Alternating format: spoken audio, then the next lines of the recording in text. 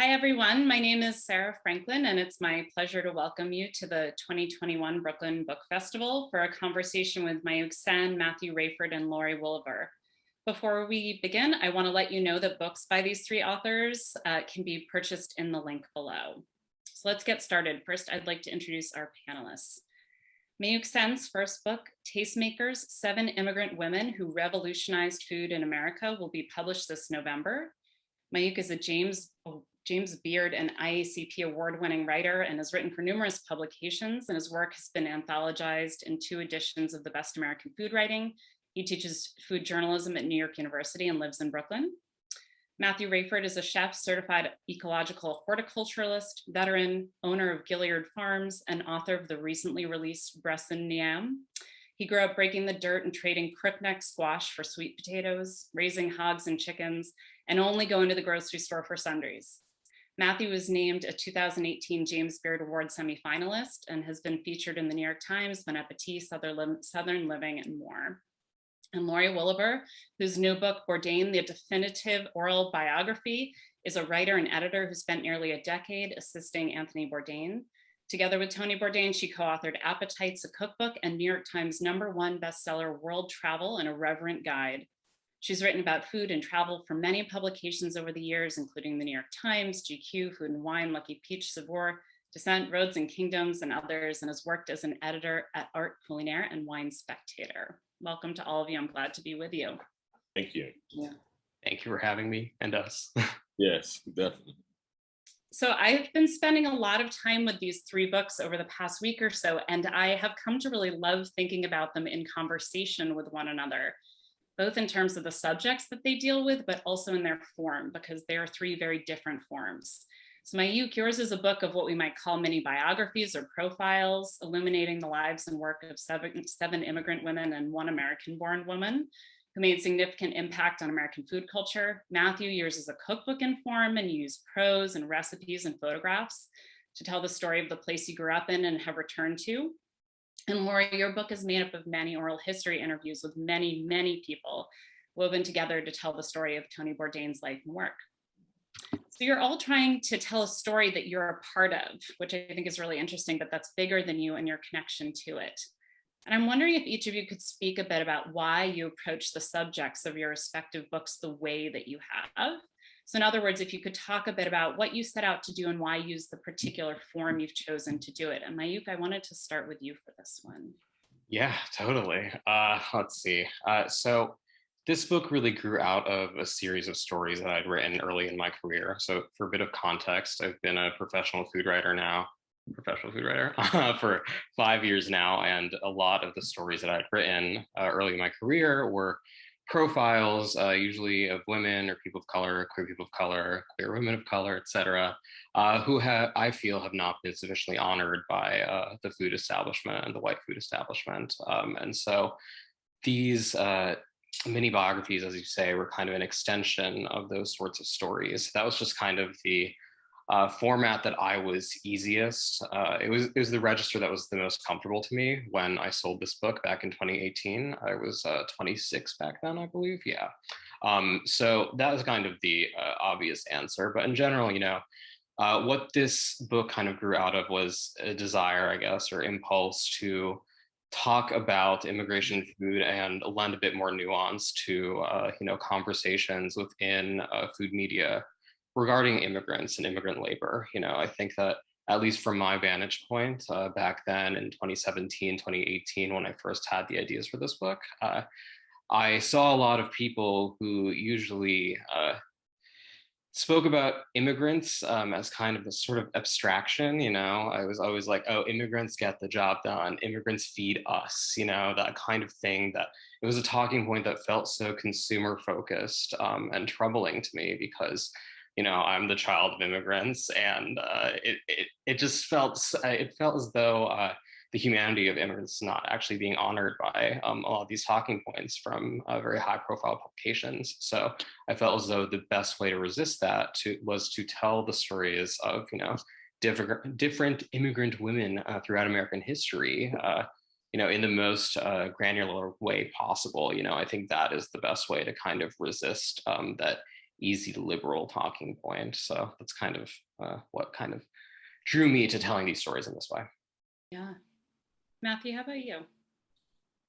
Ooh, well, first my hat needs to go off to Amy Condon, who was the writer and really was able to capture my voice. What I think, what I originally set out to do and what ended up happening is two entirely different things.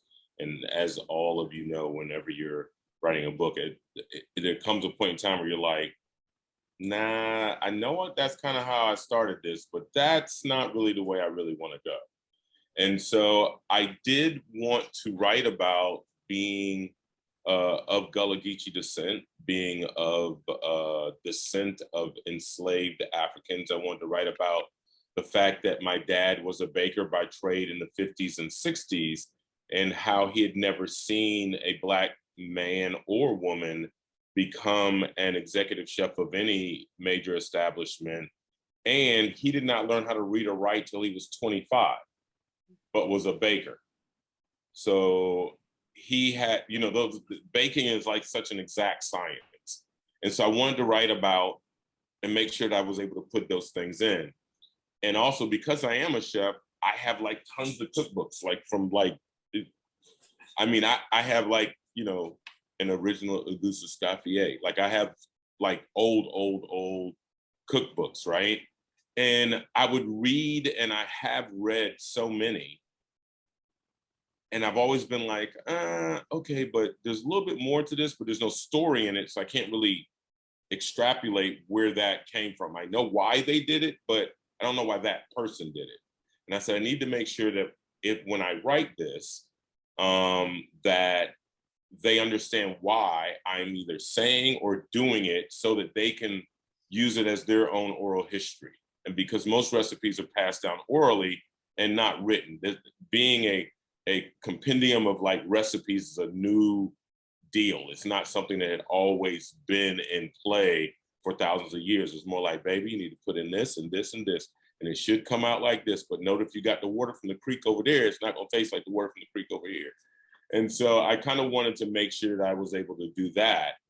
And then, when I sat down with Amy and had a conversation, I was very intentional. And one of the things that I had said is that, there had been many books, not many like thousands, but there had been quite a few books written on Gullah Geechee cuisine.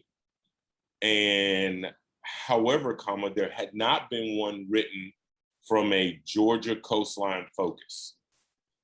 And what was interesting about that is, as I had been doing the history since I was a kid, not really realizing it, that I was kind of becoming a foodways historian without really thinking about it, was that we call it shrimp Creole, but that's because my mom's friend is from Louisiana that showed her how to make what in Charleston or in South Carolina would be called a purloo, which if we were in Spain, it would be a paella. But if we really like got down to like a rice dish that had seafood and vegetables and all that kind of stuff in it. So because the Spaniards used to own this area for so long, I was like, wait, okay, hold on. Tomatoes, a lot of these things were what were newly discovered things for the old world. Okay, how did it become this thing? And so I started writing the book more along that line than originally me just writing a book about Gullah Geechee cuisine per se. It just so happened that I used that as my springboard because that is what I know without a doubt, in which, now Southern food has become this amazing thing where every town, every city wants to say they have the best Southern restaurant around. The more I dive into it, the more I start to understand, well, yeah, but this is the same as any other food. This is poor people's food that's been elevated to $50 a plate. Not, grits has never been, ever been a thing that you would spend more than $2, $3 for. Maybe $4 for a little bowl, maybe. Now you can get that with whatever, and you're at $30. And like, for me, I was like, well, how did that, like, who came up with that? Because I don't know anybody that I know that would pay that outright. And I remember when I tried to do it when I was in school, I was like, well, polenta and grits is the same thing. And people was like, no, it's not. I said, no, it is. It's just ground a little finer, but it's still the same. It's the same damn corn. And so I wanted to make sure in the book that I was able to show that, where it's like, okay, this is this, and I'm cooking it the exact same way. I use olive oil instead of butter because I'm trying to stay on the vegetarian side. So yeah, I think that would the long and the short of it. Yeah, I mean, cookbooks allow for that nuance because you have recipes, prose, and photographs. So you get to do a lot. You get to invite in that kind of complexity. Right. And Laurie, I feel like that's, you know, that is something that I was thinking about with your oral history as well. You're having all these different voices come in and you're trying to weave this sort of coherent, or at least, you know, chronological story about this human being. So I wonder if you could speak to the choice of form. Sure. So this book came out of a conversation with my publisher and editor, Daniel Halpern, who was also Tony Bourdain's longtime editor and publisher, and also Kim Witherspoon, who was Tony's agent and is now my agent. It was very shortly after Tony died that we started to talk about what can we do, what should we do, what feels right.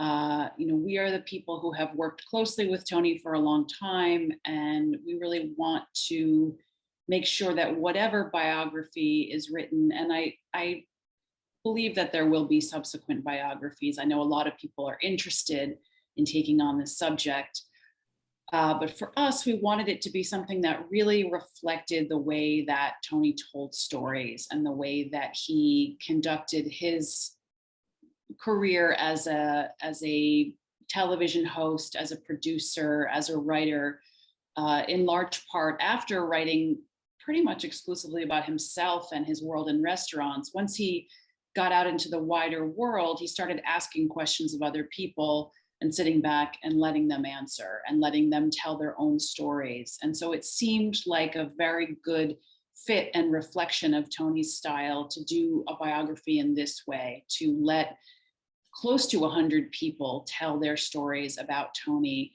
And rather than me kind of listen to all these stories and then flatten them down into one narrative voice, we thought, let's just let them speak for themselves. There is a little bit of interstitial material.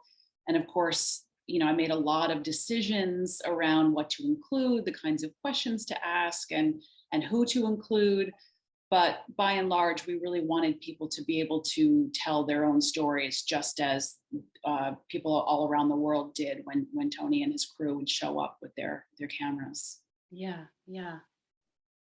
Thank you all three for that. Laurie, I have one that I want to punt back to you, and then I want to invite Mayukh and Matthew, both of you, to respond to this. But one of the things that struck me is all three of these books in their own ways are dealing with the idea of legacy, of an individual, of a group of people, of an entire culture and place. And I, as someone who writes about lives, and it's difficult myself, I struggle with this, that legacy isn't really a human plane, right? Like the ways intimacy and relationships actually function are too complicated to fit neatly into a single coherent legacy.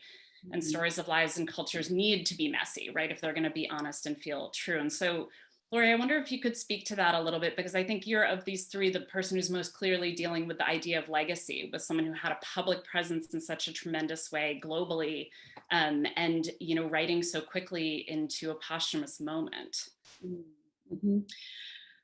Yeah, you know, it's funny. I didn't start this project with the idea of preserving a legacy or documenting a legacy.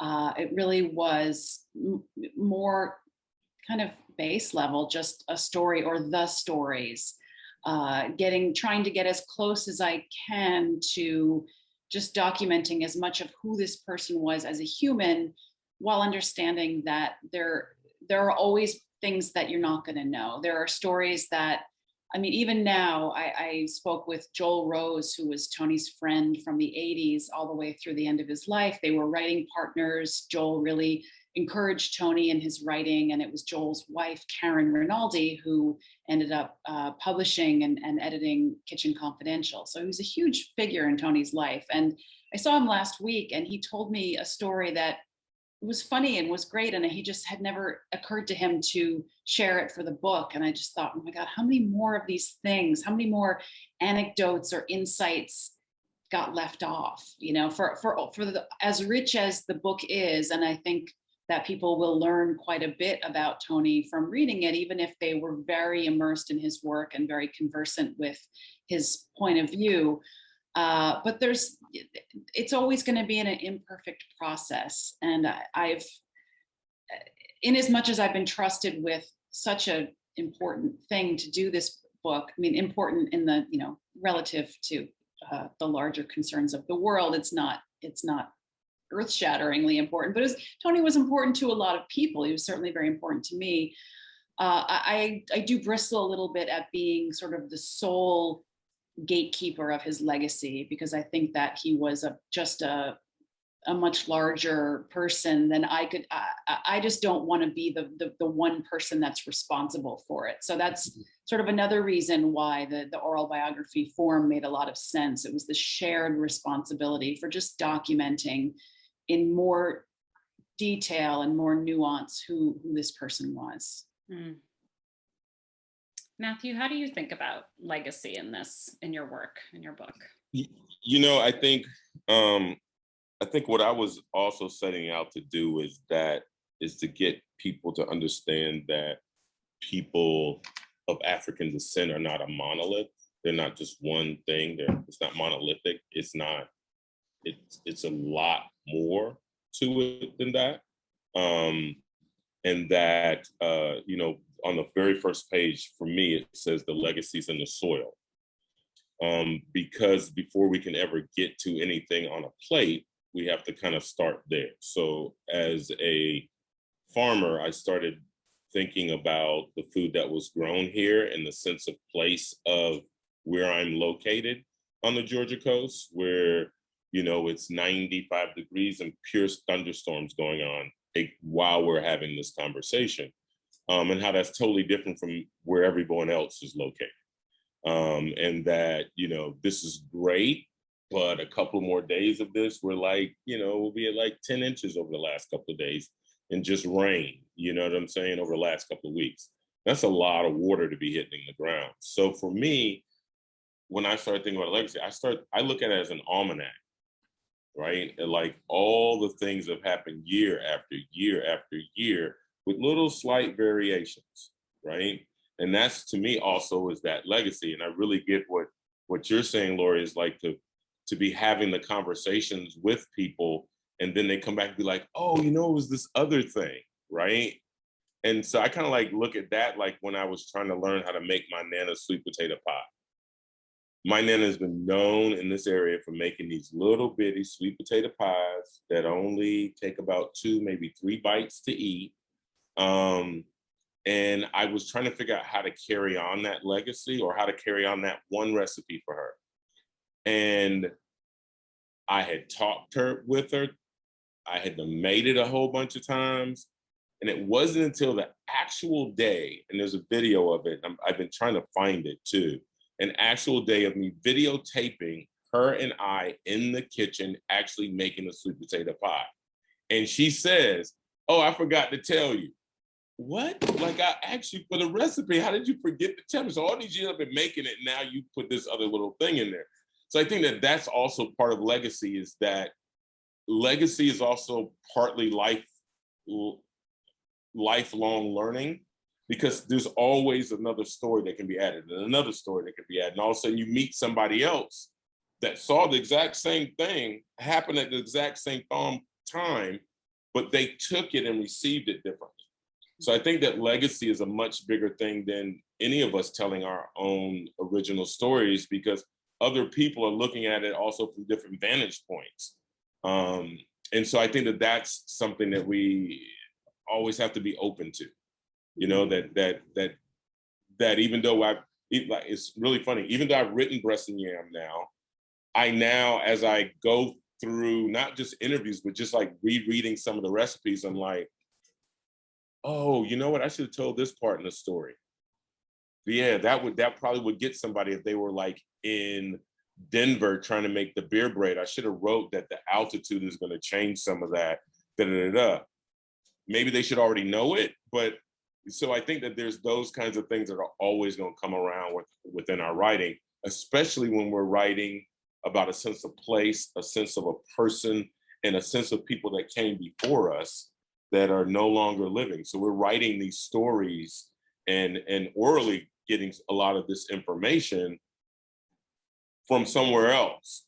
So I think that, I mean, we'd spend our lifetime, I think just with Tony's book alone, we'd spend a lifetime talking to people that have met, influenced. I was teaching culinary arts and I played his whole series through all the culinary things because I wanted to get the students to realize that food was not just a one kind of thing for them to learn, that here's the rest of the world, you know? And Tony was really, I mean, just think if you took each one of his things and got someone to talk about just that one thing, that's another 10 books. Yeah.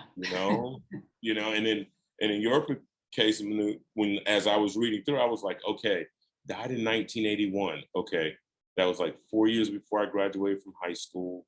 Like I could only imagine what was happening in that time, that year. You know, so when you start going back like that, you're looking at something from like a time period where a lot of us weren't even involved in food like we are now, right? And then imagine if we took that person's life and moved it into where we are right now, like went back the same amount of years, but moved them to 2021, what would it be like now?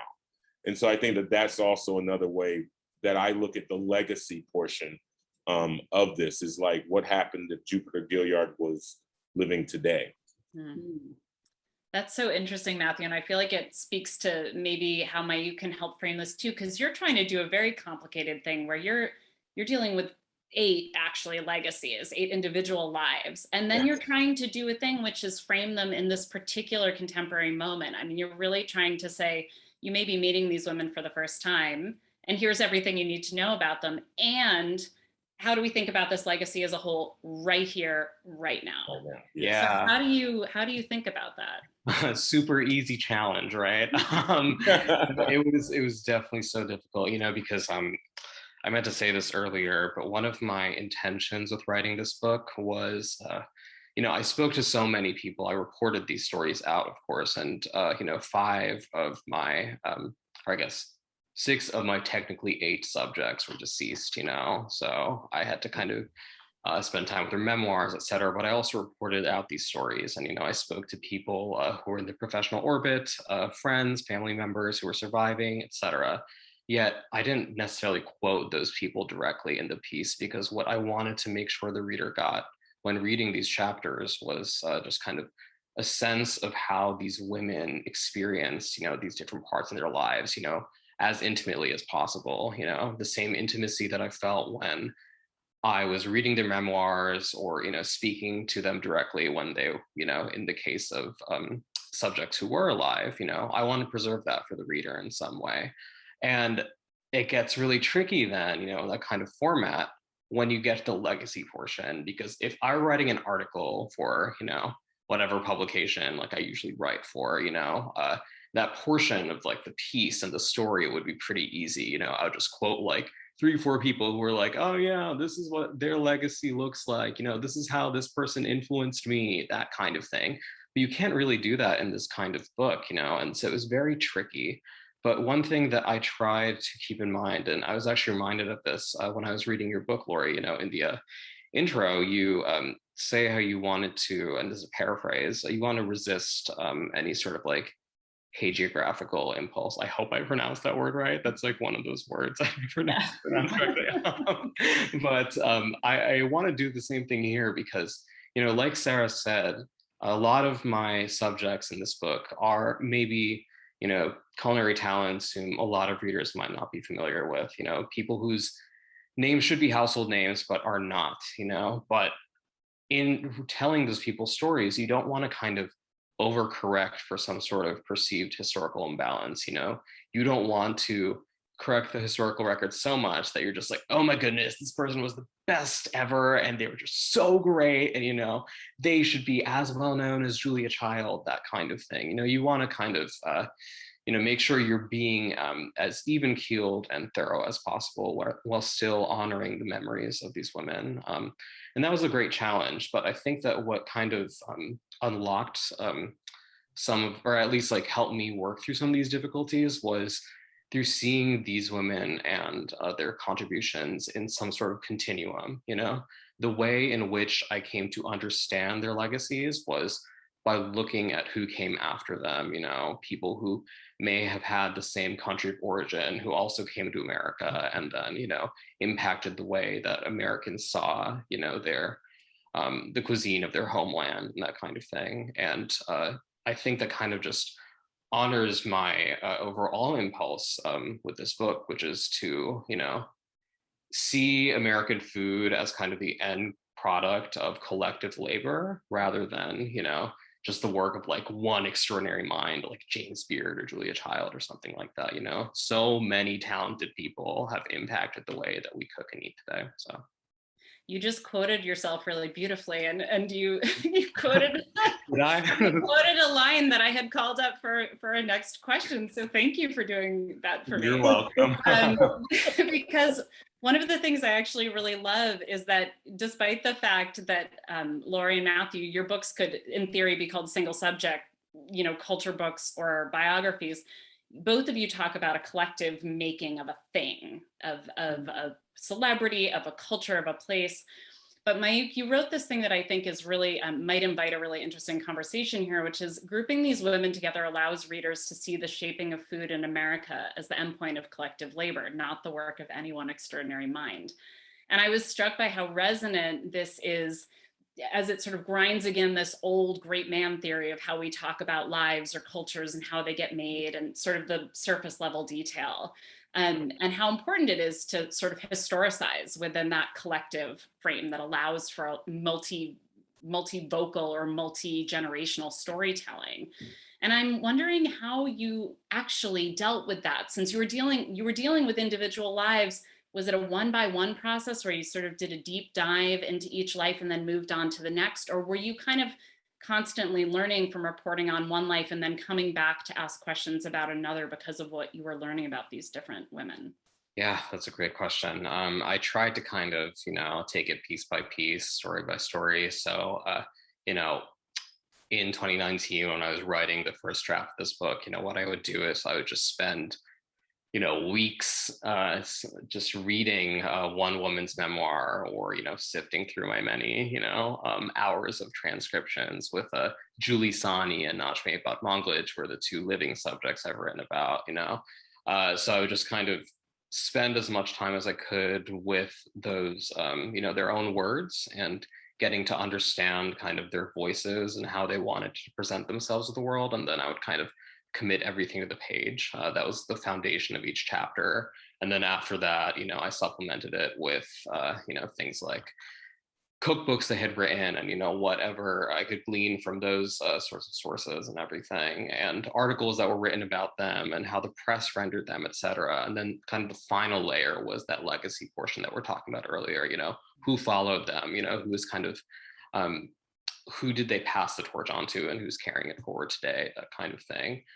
So that was the first draft. So it was kind of, individual chapters. That's how it worked. But after getting some distance from that first draft, when I got to the second draft in 2020, I believe, my sense of time is so warped now because of the pandemic. All of ours is. Yeah, exactly. Yeah, I'm not alone there. After that is when I started to kind of,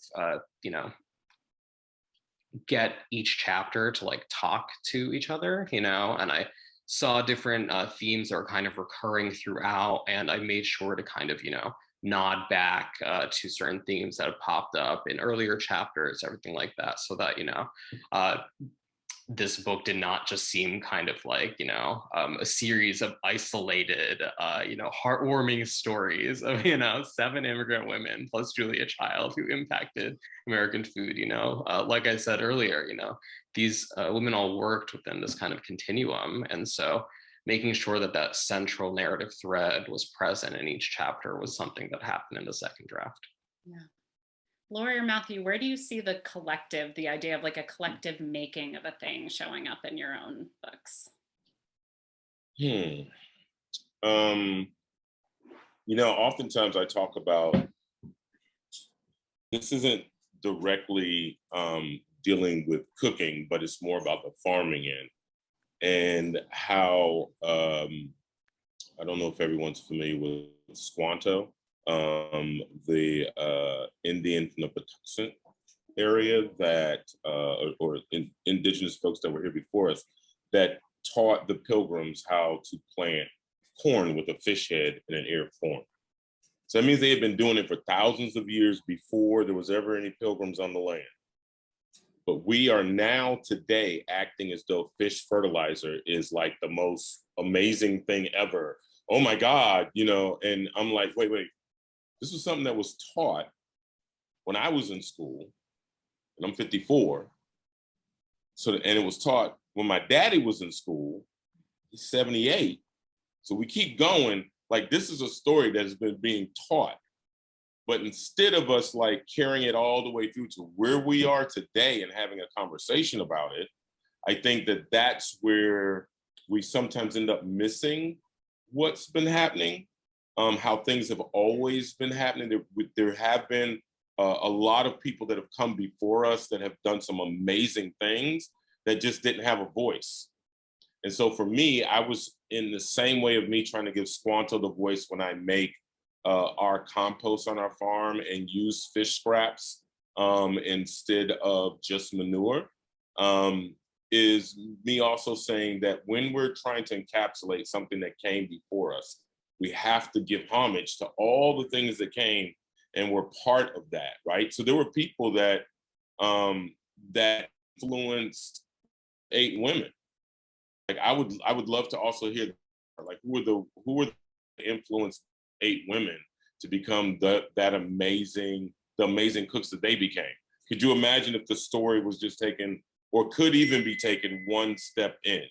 Or like Anthony, if we go past CIA, if we go past him being a kid, was there someone else, something else that happened to influence that we don't know about? And I think that if we can continuously give homage to those kinds of things, or just continue doing the research on them, you know, I think that it will still keep coming, because one of the things I realized, especially the way you said the thing about legacy earlier, Manu, was when we usually that legacy is the end and not the continuance of a conversation about a thing, whether it be an individual, a place, or whatever, right? Like when Tony died in 2018, for me, I'll talk about me, right? It was huge because I knew so many people, so many chefs that had been connected to him that I got phone calls from. They were like, hey, did you know that this just happened? You know what I'm saying? So I'm like, my running joke is I was always like 2-3 degrees of separation from like being able to like just walk into a place and be like, hey, how you doing? Let's sit down and eat and talk. You know, we forget that we are human beings from a human race that are interconnected.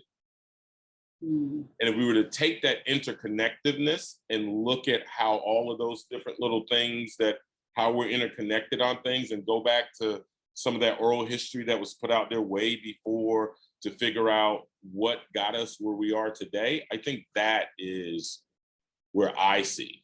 And that's just me. I mean, it's not to argue. It was just to say that I just think that collectively our 3 writings are so much bigger than ourselves that if we were the 3 of us were to get together and say, hey, you know what? Let's all write a cookbook about all the exact same things, but the 3 of us are gonna write it together.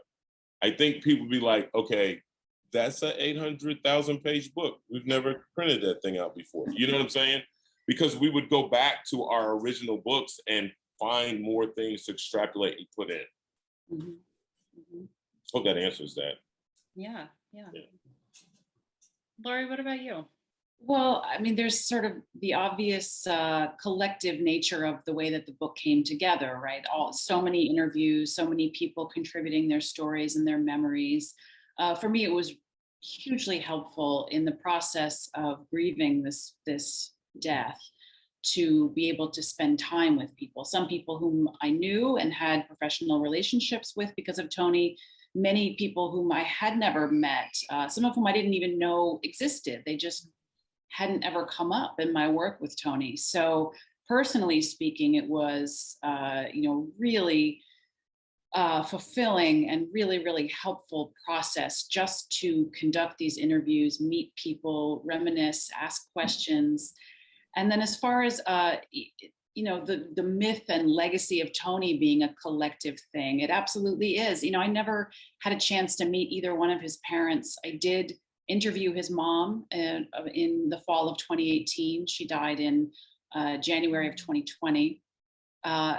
But just to speak with her on the phone and hear her impressions of a very young Tony and all the promise that he had as an elementary school student, and the wonderful things that he wrote and drew, and this from a very young age, having a completely different perspective on the world. That was something that it just never even occurred to me. I think there's this myth of Tony springing fully formed at the age of 44 as a brilliant writer who had just been waiting for his moment behind the line. And the truth is, it's much more complex than that. He was a writer and an artist and an explorer from childhood, with a mother who was very exacting and a father who was very freewheeling, and a brother who was somewhere in the middle and who also contributed. Christopher Bourdain contributed some really fantastic insights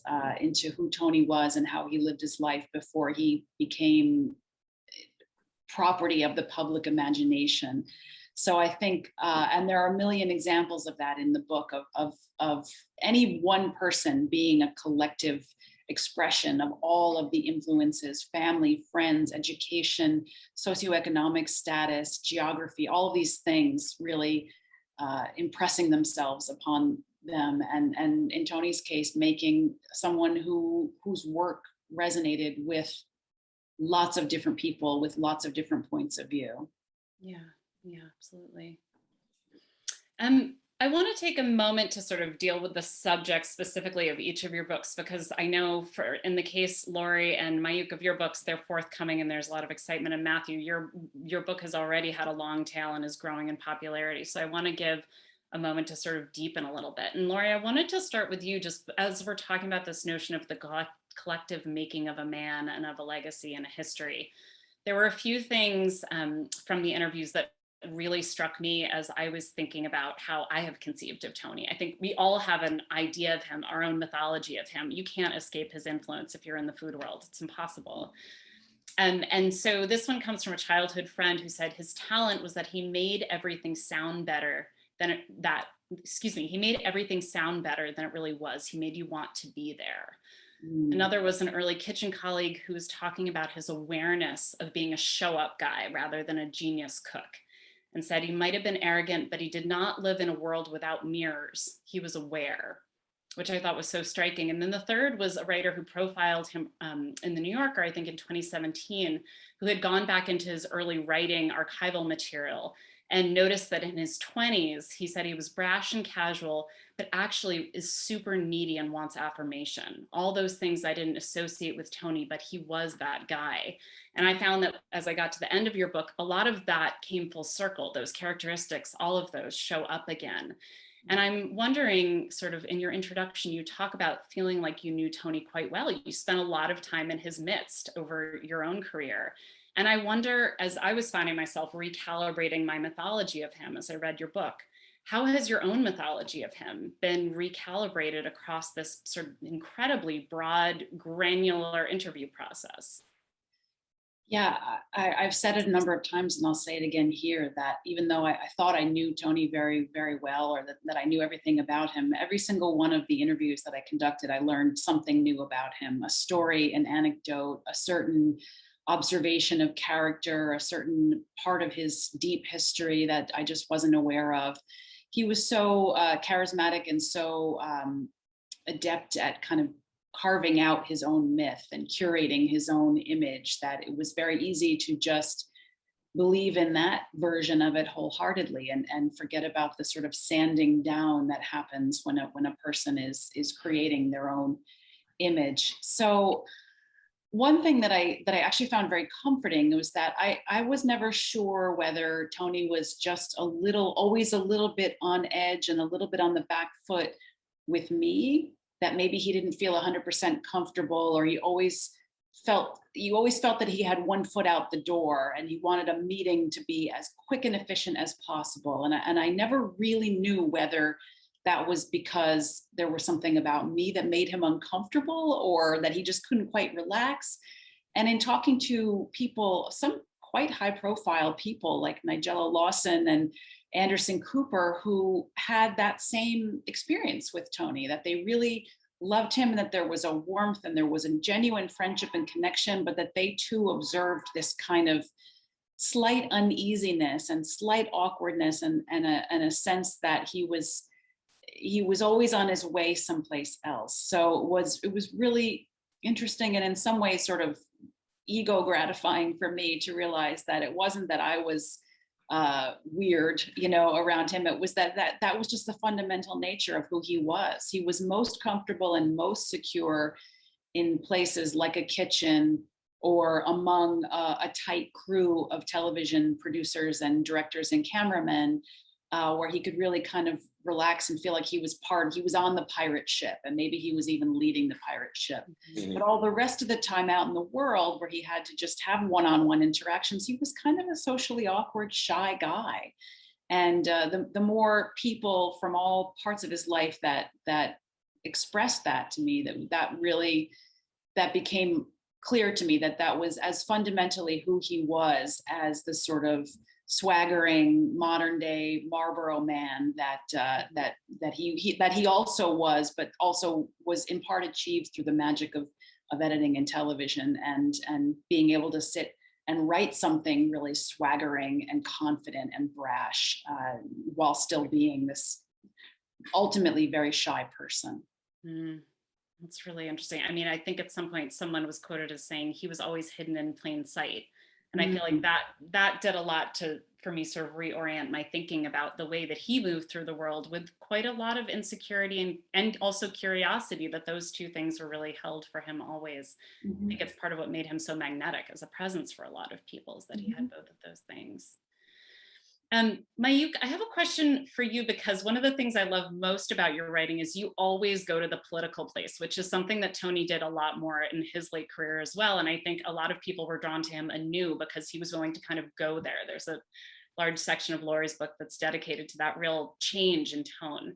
And I wanted to quote you to yourself again, and then allow you to speak on this, because no, I love this. I think it's really important that you write, capitalism can encourage artists, including chefs and cookbook authors, all of whom we're dealing with today, to suppress parts of themselves to cater to the market's desires.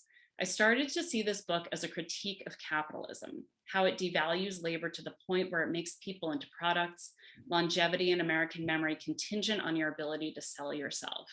And both Matthew and Laurie have been talking about this idea of you're selling a celebrity, you're selling Southern culture and Southern food. How did you come to this conclusion around these women that you're thinking about? And why do you feel like it's important to say this right now as you're thinking about food culture, American food culture specifically? Yeah, thank you for asking that. Because this is kind of the layer that I added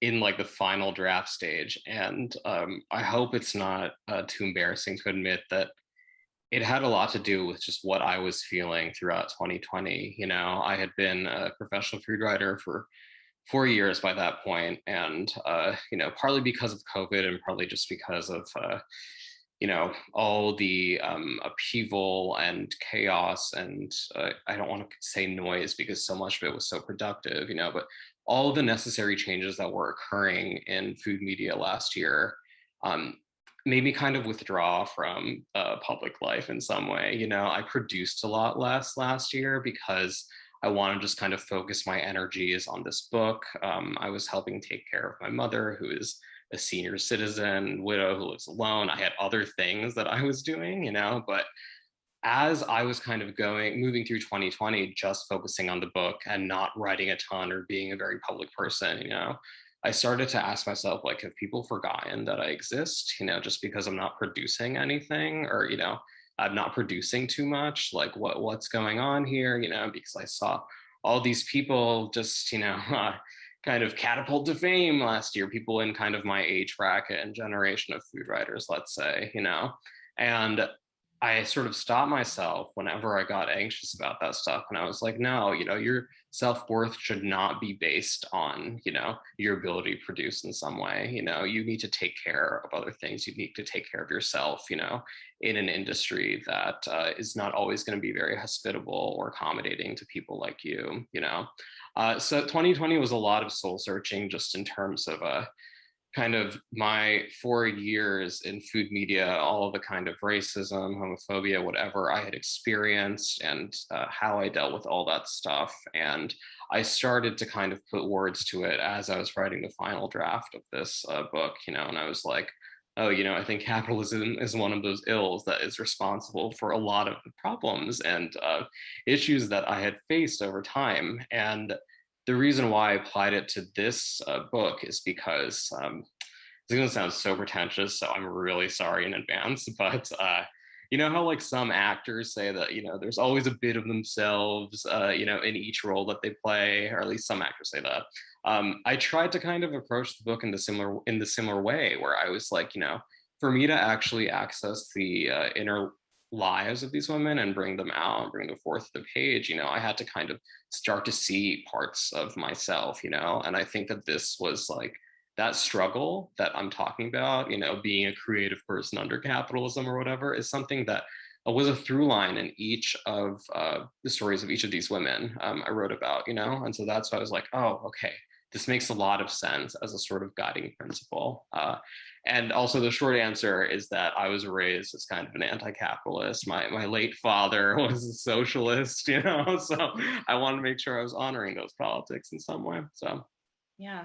I mean, I think one of the things that I'm really struck by in a lot of the lives that you deal with in this book is that a lot of these women didn't come to food as a profession on purpose necessarily. It was by necessity. And so the idea of taking quotidian workaday skills that you learn at some point in your life, usually from someone intimate to you, a family member, or neighbor, or friend, and then for usually out of necessity having to monetize that into work is a complicated thing. And it's something that all three of these books deal with. And I think it's something we often forget when we think about food in the media space, is that generally cooking work day in and day out is not paid, it's not compensated, it's invisible, it happens at home for people in the home. And so I was really struck by that, because I think it's a tension that's really held here, is the domestic versus the public, and how they kind of continue to interface to build these lives and legacies. Sorry, I don't know if Matthew wanted to talk about his book. Oh no, I didn't. I'm just listening. I am as much a part of this by listening as I am a part of it by speaking. So I have one mouth and two ears. Sweet. Well, But my parents always tell me. Thank you for that, Matthew. I really appreciate that all three of these books, I think, push the needle forward in a really significant way in their own forms. But I think there is also something really valuable to thinking about them in conversation as books that have come out during this extraordinary time in our lives and in history. And I am sorry, but not at all surprised to say that we are completely out of time. I know I wanted you guys to have a chance to sort of banter back and forth, but there's a lot of ground to cover, and we've just scratched the surface, which I hope means everyone will go out and purchase all three of your books, Mayukh and Laurie and Matthew. Everyone, please remember, you can order books in the link below, or your independent bookstore, or the company we shall not name if you absolutely must, or your public library. Just go out and make sure you read all three of these books and give them some serious thought.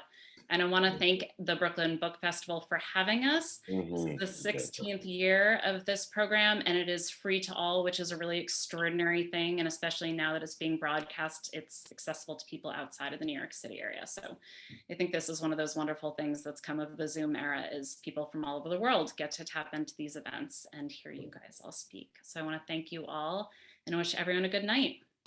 Thank you, Sarah. Thank you, Laurie. Everyone. Thank you. Thank you. Here. Everybody have a great evening. You as well. Thank you. Thank you.